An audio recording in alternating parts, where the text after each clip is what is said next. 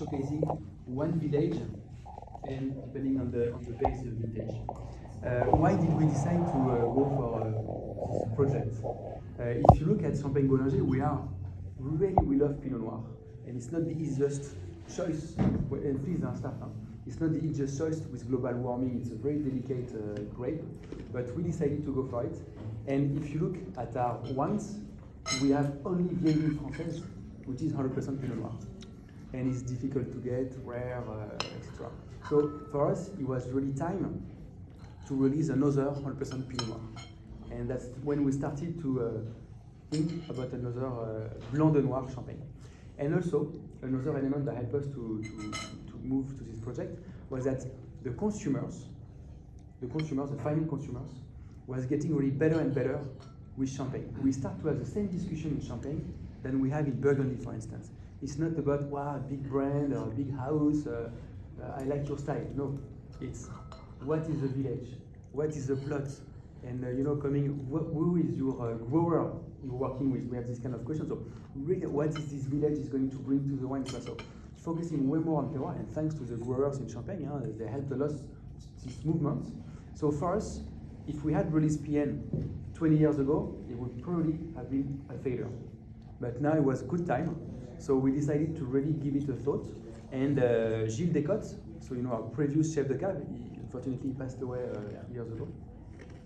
He had this beautiful idea to combine or to push the criteria of Champagne Bollinger a step in between Spécial Cuvée and Grand Année in terms of craftsmanship of Bollinger. Barrel fermentation, reserve wine, including the magnums. So here you are 50% barrel fermented, like Grand Année is 100%, still old barrels. And we have 50% reserve wine, including half of this reserve wine is coming from the reserve wine in the magnum. So it's a huge commitment from the house, not huge because it's a big volume, it's actually not a big volume, it's half of La Grande Année, just to give you an idea. But for us, it's a massive amount of magnums of reserve wine, and all the magnums of reserve wine, they go through barrel fermentation, so we are back to why do we need more barrels? So that was the genesis of this project with PN. And now every year, they're always blind. So Denis now, that took over after Gilles, is going to blind test to blend the wines. And his key word is about pleasure. This wine is not too serious. It's about pleasure. It's really enjoyable now. He's doing the blend, and for the characteristic of the vintage, he's going to decide which village is going to be the most important, the dominant of this blend. If you look at the label, we are the champagne of James Bond, so we love the codes. So we went for the codes PNVZ 19. So it's really the dominant village and the dominant vintage.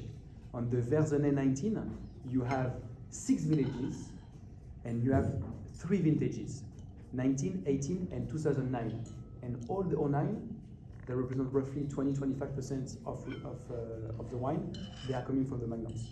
So it's really this massive commitment that we're giving. And that's why this wine has this taste, I can call it this way, which even after only 4 years on the lease, it's already very matured. You already have these layers of complexity coming here, but still on a very approachable